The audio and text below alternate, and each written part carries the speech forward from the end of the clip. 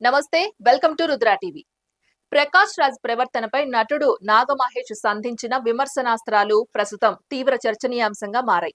ఒక అద్భుతమైన నటుడిగా కోట్లాది ప్రేక్షకుల అభిమానాన్ని సంపాదించుకున్న ప్రకాష్ రాజ్ తన వ్యక్తిగత అభిప్రాయాలను వ్యక్తపరచడంలో మితిమీరిపోతున్నారని నాగమహేష్ తీవ్రంగా స్పందించారు.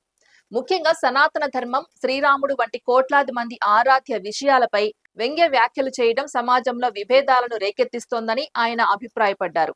వెండితెరపై నవరసాలను అద్భుతంగా ఆవిష్కరించే ప్రతిభ కలిగిన ప్రకాష్ రాజ్ నిజ జీవితంలో మాత్రం విభేదాలు, వ్యతిరేకతలతో నిండిన వ్యాఖ్యలకే ప్రాధాన్యమిస్తున్నట్లు కనిపిస్తున్నారని విమర్శించారు. ఇటీవలి కాలంలో ఆయన చేసిన వ్యాఖ్యలు కేవలం వ్యక్తిగత అభిప్రాయాలకే పరిమితం కాకుండా మతపరమైన భావోద్వేగాలను దెబ్బతీసే విధంగా ఉన్నాయని పేర్కొన్నారు. ముఖ్యంగా రామాయణం వంటి పౌరాణిక గాథలను వక్రీకరించడం, పాత్రలను హేళన చేయడం వంటి వ్యాఖ్యలు అసహ్యానికి గురి చేస్తున్నాయని అన్నారు. అలాగే రాజకీయాలపై కూడా ఆయన వైఖరి వ్యక్తిగత ద్వేషంగా మారిందని, నరేంద్ర మోదీ లేదా బీజేపీపై విమర్శలు చేయడంలో స్వేచ్ఛ ఉన్నప్పటికీ అవి నిర్మాణాత్మకంగా కాకుండా వెటకారంగా మారుతున్నాయని, పవన్ కళ్యాణ్ వంటి నేతలను జస్ట్ ఆస్కింగ్ పేరుతో ప్రశ్నిస్తూ అసలు విషయానికి మించిన వ్యంగ్యాన్ని ప్రదర్శిస్తున్నారని ఆరోపించారు.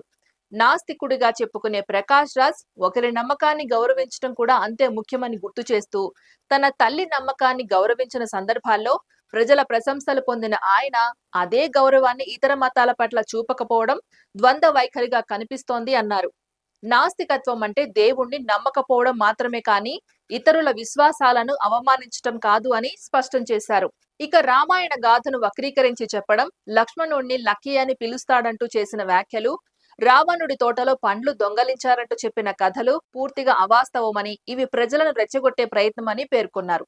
అంతేకాదు ఉత్తరాది, దక్షిణాది అనే ప్రాంతీయ విభేదాలను ప్రోత్సహించేలా మాట్లాడడం సమాజానికి హానికరమని హెచ్చరించారు. చరిత్రలో కూడా మతాలను, పౌరాణిక గ్రంథాలను అవమానించిన వారు కాలగర్భంలో కలిసిపోయారని గుర్తు చేస్తూ, ఇదే మార్గంలో కొనసాగితే ప్రకాష్ రాజ్ తనకే నష్టం చేసుకుంటారని వ్యాఖ్యానించారు.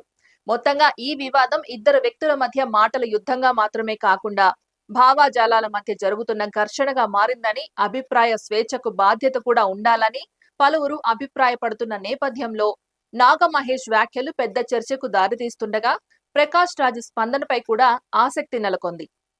ఇది ఇవాల్టి అప్డేట్. మరో అప్డేట్ తో మళ్ళీ కలుద్దాం. అంతవరకు చూస్తూనే ఉండండి రుద్రా టీవీ.